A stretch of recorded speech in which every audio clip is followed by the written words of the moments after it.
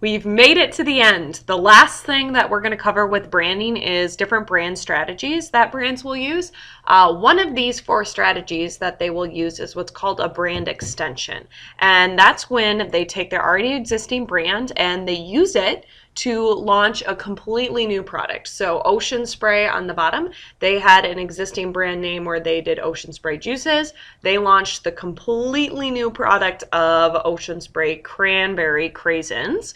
And the other example down there is where Starbucks took their brand name and launched the completely new product of ice cream versus coffee.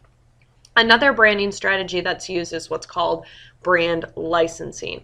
This is when a current brand allows another company to use their brand name or license their brand name for a specific fee. So down on the bottom we have Caterpillar, and they've allowed a boot company, a computer mouse, some office supply companies, and a motorcycle company to use the Caterpillar brand name for a specific fee when they are creating their product. So they license the Caterpillar fee and they can use it with another product or another brand.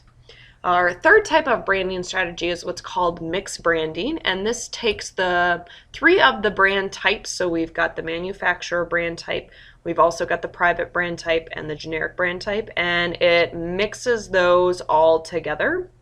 One example would be where Michelin manufactures an actual tire, and instead of going into a Michelin store and buying a Michelin tire, Michelin allows Sears to sell Michelin tires, which is the manufacturer brand. Michelin also allows Sears to sell a Sears tire that is the exact same thing as the Michelin tire, but they've allowed Sears to put their own name brand on that tire. And so they've mixed the manufacturer and the private brand names together there.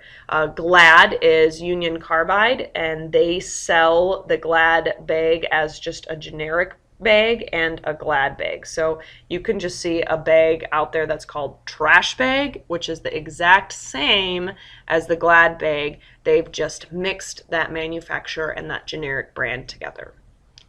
Finally, our last branding strategy is when we take 2 brands and we do what's called co-branding, and we combine them together to hopefully increase the sales of both brands.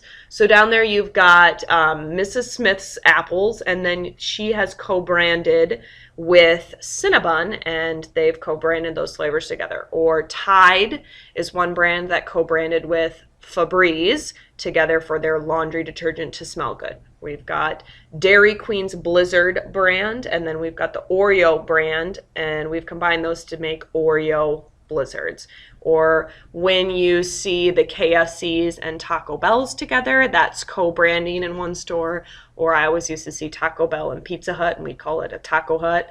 That's co-branding. When in Taco Bell, they've got the Doritos Locos Taco, that is Taco Bell's brand with Doritos brand, and they've co-branded it together. And that, my friends, is all we have in branding for you. If you would like a copy of the full notes filled out to study for later, you can access them using the following password: the Geeked Out Goose.